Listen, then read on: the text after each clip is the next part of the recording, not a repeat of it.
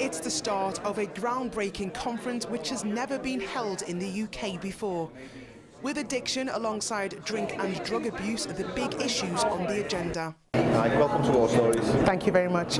So here it is, the first ever annual conference dealing with the armed forces, alcoholism and addiction. Now, judging by the most recent figures, if you take a look at the UK, 6% of that population will at some point have an issue with alcohol. But if you take a look at the figures for the armed forces, that number leaps up to 13%. Expertise from the speakers was shared with the hope of helping those who ask for help. So the guys who come into us talk about the difference between mainstream treatment and veteran-specific treatment. And one of them was that they felt they couldn't speak in front of civilians, that possibly they couldn't share because they'd signed the Official Secrets Act, that they couldn't look vulnerable in front of civilians because civilians would think that actually all men and women who are currently serving are all vulnerable, ready to go on a breakdown, which is far from the truth. The conference also featured a short film from Tom Harrison House, and this is a photo of him while he served in the Royal Navy, as he's the grandfather of the charity's founder.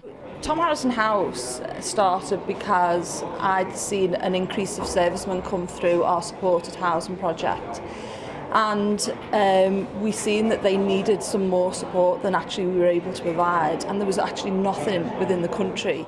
It's well known that drinking is a large part of forces culture, but the detrimental effect of that relationship has never been fully researched in the UK.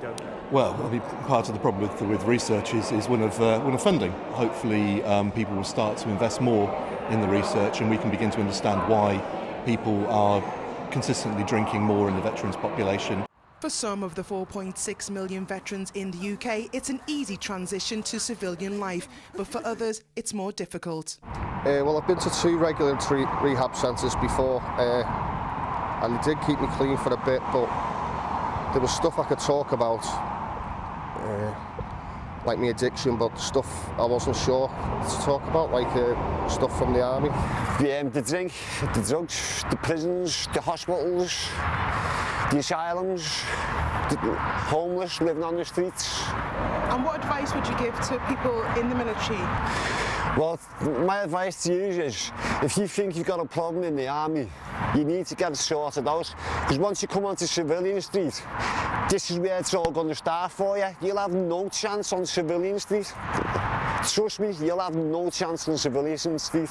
The inaugural War Stories conference hopes that the issue of armed forces addiction will now be addressed in greater detail. Jessie Aru-Phillips, Forces News in Liverpool.